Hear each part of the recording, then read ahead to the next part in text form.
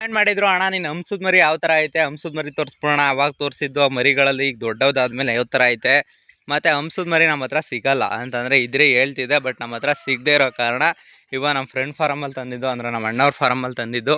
But ಇವಾಗ ಅವ್ರ ಹತ್ರನೂ ಸದ್ಯಕ್ಕೆ ಸ್ಟಾಕ್ ಇದೆಯೋ ಇಲ್ವೋ ಗೊತ್ತಿಲ್ಲ, ಒಂದು ಸ್ವಲ್ಪ ಕೇಳ್ಬಿಟ್ಟು ಇನ್ಫಾರ್ಮ್ ಮಾಡ್ತೀನಿ.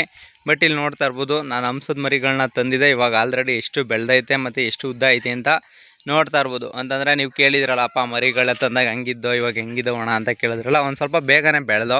ನಾನು ಎಕ್ಸ್ಪೆಕ್ಟೇ ಮಾಡಿರಲಿಲ್ಲ, ಅಂತಂದರೆ ಇಷ್ಟು ಬೇಗ ಬರ್ತೇವೆ ಅಂತ ಎಕ್ಸ್ಪೆಕ್ಟ್ ಮಾಡಿರಲಿಲ್ಲ. ಒಂದು ಸ್ವಲ್ಪ ಬೇಗ ಬೆಳೆದೋ. ಅದ್ಮೇಲೆ ಹೇಳ್ತೀನಿ ನಾನು, ಮರಿಗಳಿತ್ತು ಅಂತಂದರೆ ಇವಾಗ ಒಂದು ಸ್ವಲ್ಪ ದಪ್ಪ ಆಗ್ಬಿಟ್ಟು ಮೊಟ್ಟೆ ಇಕ್ಬಿಟ್ರೆ ಆಮೇಲೆ ಒಂದಷ್ಟು ಮೊಟ್ಟೆ ಇಕ್ಕೊಂಬಿಟ್ರೆ ನಾನೇ ಕೊಡ್ತೀನಿ ಮರಿಗಳು ಬೇಕು ಅಂದಾಗ. ಅಂದರೆ ಒಂದು ಸ್ವಲ್ಪ ಬೆಳಿಬೇಕಷ್ಟೇ ಮರಿಗಳು ಬೇಕು ಅಂದಂಗೆ ನಾನೇ ಕೊಡ್ತೀನಿ. ಬಟ್ ಒಂದು ಸ್ವಲ್ಪ ವೆಯ್ಟ್ ಮಾಡಿ, ಇನ್ನೊಂದು 2-3 ತಿಂಗಳೆಲ್ಲ ಬಂದ್ಬಿಡ್ತಾ ಮೊಟ್ಟೆಗೆ ಅನ್ಕೊಂಡು ನೋಡಬೇಕು. ಅಂತಂದರೆ ಎಲ್ಲರೂ ಆದರೆ ದೊಡ್ಡವನ್ನೇ ತಗೊಬರ್ಬೇಕು ಅಂತೀವ್ನಿ. ಬಟ್ ಇವಾಗ ಏನಪ್ಪ ಅಂತಂದರೆ ಒಂದು ಸ್ವಲ್ಪ ಮೊಟ್ಟೆಗೆ ಬರೋದಸಿ ಕಾಯಬೇಕು. ಇದ್ರ ಮೊಟ್ಟೆಗಳು ಯಾರು ಇದ್ದರೆ ಮೊಟ್ಟೆಗಳೇನಾರು ಕೊಡ್ತೀನಿ ಅಂತಂದರೆ ಹಂಸದ ಮೊಟ್ಟೆಗಳನ್ನ ಒಂದು ಸ್ವಲ್ಪ ಕಾಲ್ ಮಾಡಿ, ಯಾರು ಮೊಟ್ಟೆಗಳೈತೆ ಮೊಟ್ಟೆಗಳು ಕೊಡ್ತೀನಿ ಅಂತಂದರೆ ನಾವು ಮರಿ ಮಾಡಿಸ್ಕೊತೀವಿ. ನಿಮ್ಗೆ ಏನಾರು ಸಿಕ್ಕಿದ್ರೆ ಹಂಸದ ಮೊಟ್ಟೆಗಳು ನೀವೊಂದು ಸ್ವಲ್ಪ ಕಾಲ್ ಮಾಡಿ. ಮತ್ತು ಮರಿಗಳು ಸಿಗ್ತದೆ ಅಂತಂದ್ರು ಬೇಕಾದ್ರೆ ಕಾಲ್ ಮಾಡಿ. ಇವತ್ತಿನ ವಿಡಿಯೋದಲ್ಲಿ ಹೇಳ್ತಾ ಇರೋದೇನಪ್ಪ ಅಂತಂದರೆ ಇವಾಗ ಟರ್ಕಿ ಕೋಳಿ, ಅಂತಂದರೆ ಟರ್ಕಿ ಕೋಳಿ ಬಗ್ಗೆ ತುಂಬ ಜನ ಕೇಳ್ತಾ ಇರೋದೇನು, ಮತ್ತು ಸಾಕುದ್ರೆ ಟರ್ಕಿ ಕೋಳಿನ ಅದೇನೋ ಅದು ಕಾಗೆ ಇದೆಲ್ಲ ಕವರ್ ಮಾಡುತ್ತಾ, ಹಾವು ಪಾವೆಲ್ಲ ಕಚ್ಚಿ ನಿಜ ಸಾಕುತ್ತಾ, ಮತ್ತು ಮನುಷ್ಯರು ಬಂದರೆ ಕಚ್ಚುತ್ತಾ ಅಂತಂದರೆ ಈ ಪ್ರಾಬ್ಲಮ್ಸ್ ಬಗ್ಗೆ ಏನೂ ಇಲ್ಲ. ಸಿಂಪಲಾಗಿ ಹೇಳ್ಬಿಡ್ತೀನಿ ಕೇಳ್ಕೊಳ್ರಿ. ದೊಡ್ಡದಾಗೇನು ವೀಡಿಯೋ ಮಾಡೋಕೆ ಹೋಗೋದಿಲ್ಲ, 1 ನಿಮಿಷದ ಒಳಗಡೆ ಇರ್ತದೆ. ವೀಡಿಯೋ ಕ್ಲಿಯರಾಗಿ ನೋಡ್ಕೊಳ್ರಿ. ಅಂತಂದರೆ ಟರ್ಕಿ ಕೋಳಿ ಸಾಕೋದು ಅಂತಂದ್ರೆ ಎಲ್ಲ ಕೋಳಿಗಳು ಹಂಗೆ ಮಾಡೋದು. ಯಾವ ಕೋಳಿಗಳು ಚೂಟಿಯಾಗಿರೋ ಮಾಡ್ತವೆ.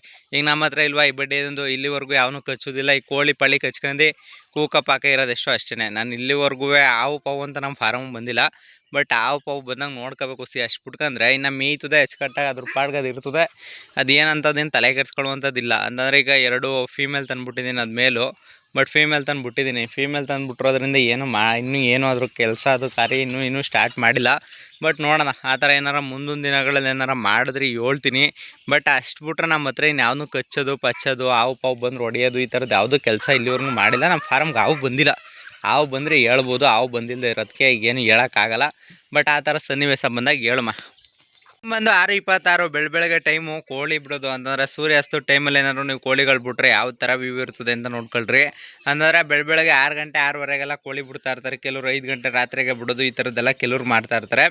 ಹಳ್ಳಿಗಳ ಕಡೆ ಏನಪ್ಪ ಅಂತಂದರೆ ಎದ್ದ ತಕ್ಷಣ 5 ಗಂಟೆ ರಾತ್ರಿಗೆ ಬಿಟ್ಬಿಡೋದು ಈ ಥರ ಮಾಡ್ತಾರೆ. ಯಾಕಪ್ಪ ಅಂದರೆ ಮಿನಿಮಮ್ 6:30 ಮೇಲೆ ಬಿಟ್ಟರೆ ಕೋಳಿಗಳಿಗೆ ನಿಮಗೆ ಒಂದು ಸ್ವಲ್ಪ, ಈಗ ಚಳಿಗಾಲ ಜಾಸ್ತಿ ಇತ್ತು ಅಥವಾ ಚಳಿ ಕೊರೆ ಏನಾರು ಐತೆ ಅನ್ನೋದು ಅಂದರೆ ಅದಕ್ಕಾಗುವಂಥ ಪ್ರಾಬ್ಲಮ್ಸ್ ಇರ್ತವೆ. ಅಂತಂದರೆ ಅದಕ್ಕೆ ಒಂದೊಂದಷ್ಟು ರೋಗಗಳು ಬರೋದು ಇದೆಲ್ಲ ಒಂದು ಸ್ವಲ್ಪ ಪ್ರಾಬ್ಲಮ್ ಇರ್ತವೆ.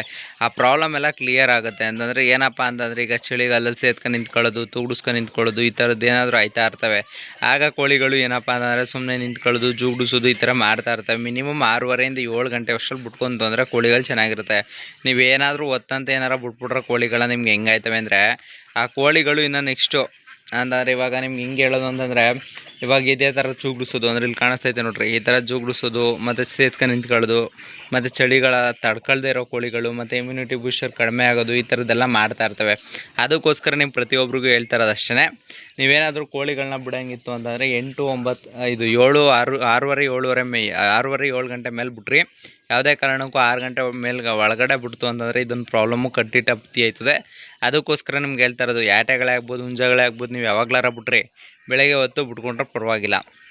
ಅದು ಮುಟ್ಬಿಟ್ಟು ನೈಟ್ ಏನಾರ ಬಿಡ್ತೀನಿ ಮತ್ತು ಇದು ಮಾಡ್ಕೊತೀನಿ ಅಂತಂದ್ರೆ ಸ್ವಲ್ಪ ಪ್ರಾಬ್ಲಮ್ ಆಗೇ ಆಗುತ್ತೆ. ಫಾರಮ್ ಬಂದವರು ತುಂಬ ಜನ ಕೇಳ್ತಾ ಇರೋದೇನಪ್ಪ ಅಂತಂದರೆ ಅಣ್ಣ ನಾಯಿ ಫಾರಮಲ್ಲಿ ಇರುತ್ತಲ್ಲ ಏನು ಮಾಡಲ್ವಾ? ಈಗ ನಾಯಿಗಳು ಸಾಕಿರ್ತೀರ, ಕೆಲವ್ರು ಏನಾದರೂ ಕೇಳ್ತಾ ಇರ್ತೀರ ಅಂತಂದರೆ ನಾಯಿ ಏನು ಮಾಡಲ್ವಾ ಅಂತ. ಅಂದರೆ ಬಡ್ಡಿ ಮಗನೊಂದು ತುಂಬ ದಿನದ ಹಿಂದೆಗಡೆ ಒಂದು ವಿಡಿಯೋ ಮಾಡಿದೆ. ಅಂತಂದರೆ ನಾಯಿ ಏನಪ್ಪ ಅಂತಂದರೆ ನಮ್ಮ ಫಾರಮಲ್ಲಿ ಯಾರೇ ಬಂದರೂ ಓಡಿಸಲ್ಲ, ಯಾರೇ ಬಂದರೂ ಇದು ಮಾಡಲ್ಲ, ಮತ್ತು ಅದ್ರ ಪಾಡ್ಗೆ ಅದು ಇರ್ತದೆ, ಅದೇನೂ ಕವರ್ ಮಾಡೋಕ್ಕೆ ಹೋಗಲ್ಲ, ಮತ್ತು ಅದ್ರ ಪಾಡ್ಗೆ ಅದು ಮಾಡ್ತಾ ಇರ್ತದೆ. ಮತ್ತು ಪಾತೋಗಿರೋ ಕೋಳಿ ಮರಿ ಹಾಕೋರೆ ಮಾತ್ರ ತಿನ್ನೋದು, ಇನ್ನೇನು ಮಾಡೋದಿಲ್ಲ ಅಂತ.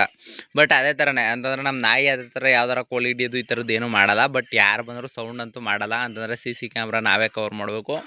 ನಾಯಿ ಅಂತೂ ಯಾವುದೇ ಕಾರಣಕ್ಕೂ ಸೌಂಡ್ ಮಾಡಲ್ಲ. ಬಟ್ ಅದರಲ್ಲಿ ಏನಪ್ಪ ಅಂತಂದರೆ ನಾಯಿ ಇಲ್ಲಿವರೆಗೂ ಯಾವುದಕ್ಕೂ ಕೋಳಿಗಳು ಕಚ್ಚೋದು ಮತ್ತು ಈ ಥರದ್ದು ಏನು ಮಾಡೋಕ್ಕೋಗಲ್ಲ. ಅಂದರೆ ಈಗ ಊಟ ಹಾಕ್ದಾಗ ಅನ್ನ ಹಾಕ್ದಾಗ ಏನಪ್ಪ ಅಂತಂದರೆ ಅದು ತಿನ್ನಬೇಕಾದ್ರೆ ಕೋಳಿಗಳು ಹೋಗ್ಬಿಟ್ಟು ಡಿಸ್ಟರ್ಬ್ ಮಾಡಿದ್ರೆ ಕಚ್ಚೋದು ಮತ್ತು ಅದ್ರ ಹತ್ರ ಹೋಗ್ಬಿಟ್ಟು ಇದು ಮಾಡೋ ಥರ ಒಂದು ಸ್ವಲ್ಪ ಮಾಡುತ್ತೆ ಅನ್ನೋದು ಬಿಟ್ರೆ ಇನ್ನೇನು ಮಾಡಲ್ಲ. ಅದಕ್ಕೋಸ್ಕರ ಅದೇನಪ್ಪ ಅಂತಂದರೆ ಕಚ್ಚೋದು ಪಚ್ಚೋದು ಮಾಡೋದು ಈ ಥರದ್ದು ಒಂದಷ್ಟು ಕೆಲಸಗಳು ಬಿಟ್ಕೊಂಡು ಕಚ್ಚೋದು ಪಚ್ಚೋದು ಈ ಥರದ್ದು ಯಾವುದೂ ಕೆಲಸಗಳು ಇಲ್ಲಿವರೆಗೂ ಮಾಡಿಲ್ಲ, ಮಾಡೋದು ಇಲ್ಲ ಅಂತ ಅನ್ಕೋತೀನಿ. ಬಟ್ ಆ ಥರದ ಕೆಲಸ ಏನಾದ್ರು ಇತ್ತು ಅಂತಂದ್ರೆ ನಾನೇ ಹೇಳ್ಬಿಡ್ತೀನಿ ಅಂದ್ರೆ ಆ ಥರದ್ದು ಇಲ್ಲಿವರೆಗೂ ನಾಯಿ ಕಚ್ಚಕ್ಕೆ ಹೋಗಿರೋದು ಪಚ್ಚಕ್ಕೆ ಹೋಗಿರೋದು ಮತ್ತು ಈ ಥರದ್ದು ಯಾವುದೂ ಮಾಡೋಕ್ಕೆ ಹೋಗಿಲ್ಲ. ಬಟ್ ಅದರಲ್ಲೇನು ಅಂತಂದ್ರೆ ಅದ್ರ ಪಾಡ್ಗೆ ಅದು ಇರ್ತದೆ, ಅದ್ರ ಪಾಡ್ಗೆ ಅದು ಒಯ್ತದೆ, ಅದ್ರ ಪಾಡ್ಗೆ ಅದು ಹೊಟ್ಟೆ ತುಂಬ ಒಂದು ಮೇವು ಸಿಕ್ಬಿಟ್ರೆ ನಾಯಿ ಎಲ್ಲ ಕೋಳಿ ಮರಿನೂ ತಿನ್ನೋದು ಬಿಟ್ಬಿಡ್ತದೆ. ಹೊಟ್ಟೆ ತುಂಬ ಒಂದು ಮೇವು ಇರಬೇಕಷ್ಟೇ.